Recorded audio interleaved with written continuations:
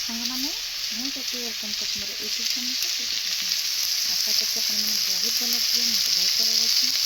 ଆଉ ବର୍ତ୍ତମାନ ତ ମୁଁ ଚୁଲି ପାଖରେ ଅଛି, ରୋଷେଇ କରୁଛି। କ'ଣ ରୋଷେଇ କରୁଛି ନିଶ୍ଚିନ୍ତ ଦେଖିବି। ଆପଣମାନଙ୍କ ସହିତ ଡେଲି ଭିଡ଼ିଓରେ ଡେଲି ବ୍ଲଗ୍ରେ ମୁଁ ଆପଣମାନଙ୍କୁ ସେୟାର କରେ ଯେ ଡେଲି କ'ଣ ମୁଁ କରିପାରେ।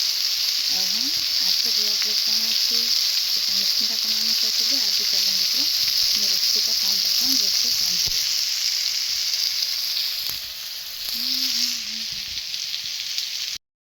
ଆପଣମାନେ ଦେଖିପାରୁଥିବେ ମୁଁ ଚୁଲିରେ ରୋଷେଇ କରୁଛି ଘଷି ଜାଳ ଆଉ ଆଳୁ ସାରୁ ବିଲାତିକୁ ମୁଁ ଏମିତି ତେଲରେ ଭାଜୁଛି। ଏଠି ଫୁଲକୋବିକୁ ଏମିତି ପ୍ରଥମେ ତାକୁ ସିଝେଇକି କାଟିଦେଇ ତାପରେ ତାକୁ ଭଲସେ ଭାଜି ରଖିଛି। ରସୁଣ ଛେଚା ରଖିଛି ପଘାରିବା ପାଇଁ, ବଢ଼ି ଭାଜି ରଖିଛି, ମସଲା ପେଷ୍ଟ ରହିଛି। ଏବେ ହେବ କୋବି ତରକାରୀ, ବଢ଼ି ପଡ଼ି ହେବ କୋବି ତରକାରୀ। ଆଉ ଦେଖନ୍ତୁ ମୁଁ ତ କରୁଛି, ଆପଣମାନେ ବି ଏମିତି କରନ୍ତୁ, ନିଶ୍ଚିନ୍ତ କହିବେ କେମିତି ଲାଗୁଛି।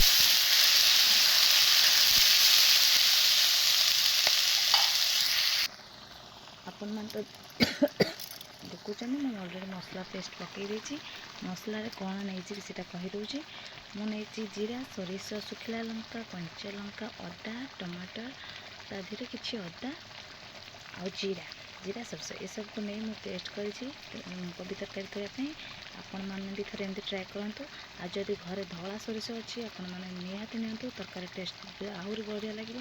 ଯଦି ଧଳା ସୋରିଷ ନାହିଁ ତାହେଲେ କଳା ସୋରିଷ ନେବେ। କଳା ସୋରିଷ ନେବେ କିନ୍ତୁ ମୋଟା ଦାନା ଗଲା, ସରୁ ଦାନା ଗଲା ଟିକେ ପିତା ଲାଗିଥାଏ ସେଥିପାଇଁ। ଆଉ ସମସ୍ତେ କୁହନ୍ତି ଯେ ମସଲାକୁ ସୋରିଷ ବାଟଣ ପେଷ୍ଟକୁ ବହୁତ ଟାଇମ୍ କଷିଲେ ପିତା ଲାଗେ, କିନ୍ତୁ ମୁଁ କହିବି ପିତା ବିଲକୁଲ ଲାଗିବନି। କାହିଁକି ନା ଯେତେବେଳେ ଆପଣମାନେ ଏଇ ପେଷ୍ଟଟା ତିଆରି କରିବେ ସେ ସମୟରେ ଟିକେ ହଳଦୀ, ଟିକେ ଲଙ୍କାଗୁଣ୍ଡ ଆଉ ଟିକେ ଲୁଣ ପକାଇ ପେଷ୍ଟ କରିଦେବେ, ଦେଖିବେ ପିତା ବିଲକୁଲ ବି ଲାଗିବନି। ଆଉ ମୁଁ ତ ଏଇ ପ୍ରୋସେସ୍ଟା କରୁଛି, ଆପଣମାନେ ବି କରନ୍ତୁ, ନିଶ୍ଚିନ୍ତ ଜଣାଇବେ କେମିତି ଲାଗୁଛି। ଆଉ ଚାଲନ୍ତୁ ଆଉ ଟିକେ କଷି ନେବା।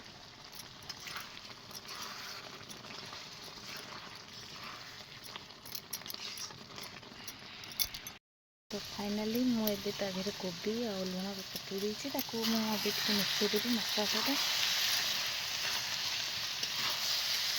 ଆଉ ଚୁଲିରେ ରୋଷେଇ କଲାବେଳେ ବିଲକୁଲ ବି ଧୂଆଁ କରିବେନି। ଯଦି ଧୂଆଁ ହୋଇଗଲା ତାହେଲେ ତରକାରୀ ଟେଷ୍ଟ ପୁରା ଖରାପ ହୋଇଯିବ। ତ ଆପଣମାନେ ଦେଖିକି ଜାଳ ଦେବେ, ନଚେତ୍ ତରକାରୀ ଖରାପ ହୋଇଯିବ। ସେତେବେଳେ ବି ଆପଣ ଜାଣିପାରିବେନି, ଭାବିବେ ଏତେ ସୁନ୍ଦର କରି କରିଥିଲି କେମିତି କାହିଁ ହେଲା।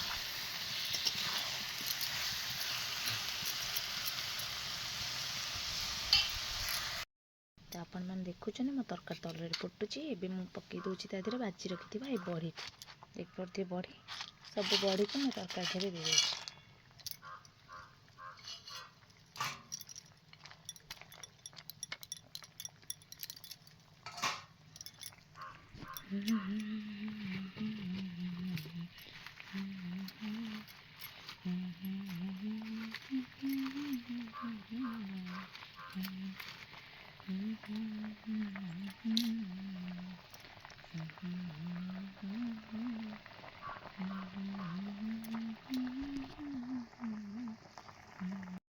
ଫାଇନାଲ୍ ଲୁକ୍ ତ ଦେଖିପାରୁଥିବେ ମୋର ଅଲରେଡ଼ି ତରକାରୀ ହେଇଗଲାଣି। ମୁଁ ଏମିତି କଡ଼େଇରୁ କାଢ଼ିକି ତସଲାରେ ପୁରେଇ ଦେଇଛି। ଆଉ ଏଠି ନେଇଛି କିଛି ତେଲ ବି ଅଲରେଡ଼ି ତାତିଲାଣି। ତା ଦେହରେ ମୁଁ ନେଇଛି କିଛି ପଞ୍ଚ ଫୁଟଣ ଜିରା, ତାକୁ ଫୁଟେଇବା, ରସୁଣ ପଘରା ଦେବା। ତାତି ଯାଇଛି ତେଲ ପକେଇବା।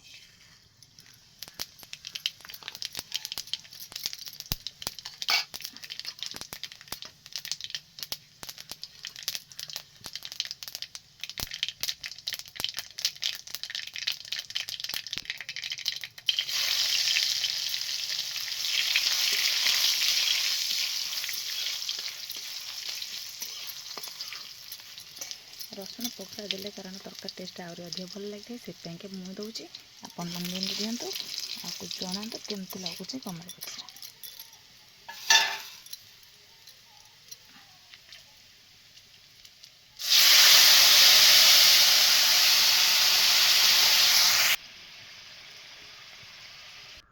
ତ ଦେଖିପାରୁଥିବେ ତରକାରୀ ମୋର କେତେ ସୁନ୍ଦର ଦିଶୁଛି। ଏବଂ ରସୁଣ ପଘରା ଦେଇଦେଇଛି, ଆପଣମାନେ ଯେମିତି ଦିଅନ୍ତୁ। ଆଜିର ଭିଡ଼ିଓଟି କେମିତି ଲାଗୁଛି ନିଶ୍ଚିନ୍ତ ଜଣାଇବେ। ଆଉ ଯେଉଁମାନେ ମୋ ଚ୍ୟାନେଲରେ ନୂଆ ଅଛନ୍ତି ମୋ ଚ୍ୟାନେଲକୁ ସବସ୍କ୍ରାଇବ୍ କରିନାହାନ୍ତି, ସୋ ଫ୍ରେଣ୍ଡସ୍ ଏବେ ମୋ ଚ୍ୟାନେଲକୁ ସବସ୍କ୍ରାଇବ୍ କରିଦିଅନ୍ତୁ, ଯାହାଫଳରେ କି ଆପଣମାନଙ୍କ ପାଖରେ ମୋର ଏମିତି ନୂଆ ଭିଡ଼ିଓ ପହଞ୍ଚିପାରିବ। ଆଉ ଆପଣମାନେ ମୋତେ ଢେର ସାରା ଭଲ ପାଇବା ଦେଇପାରିବେ। ଆଉ ହଁ, ଆଜିର ଦିନଟି କେମିତି କଟିଲା ମୁଁ ନିଶ୍ଚିନ୍ତ ଜଣାଇବି, ସବୁ କିଛି ସେୟାର କରିବି। ଏବେ ଚାଲନ୍ତୁ ଭିତରକୁ ଯିବା, ଦେଖିବା ଘରେ ସବୁ କ'ଣ କରୁଛନ୍ତି। କରିଛନ୍ତି ଏବେ ମୋର ଚାଲିଛି କଲରା ଆଳୁ ଭଜା। ତ ମୁଁ କହିଥିଲି କ'ଣ କ'ଣ ଖାଇବା ଆଜି ଦେଖେଇବି। କଲରା ଆଳୁ ଭଜା ଚାଲିଛି, ଆଉ କ'ଣ କରିଛି ଦେଖାଉଛି। ଏଠି ଦେଖିପାରୁଥିବେ ମୁଁ କଖାରୁ ଫୁଲ ପିଆଜ ଭାଜିକି ରଖିଛି, ଖିଆ ହେବ। ଆଉ କଲରା ଆଳୁ ଭଜା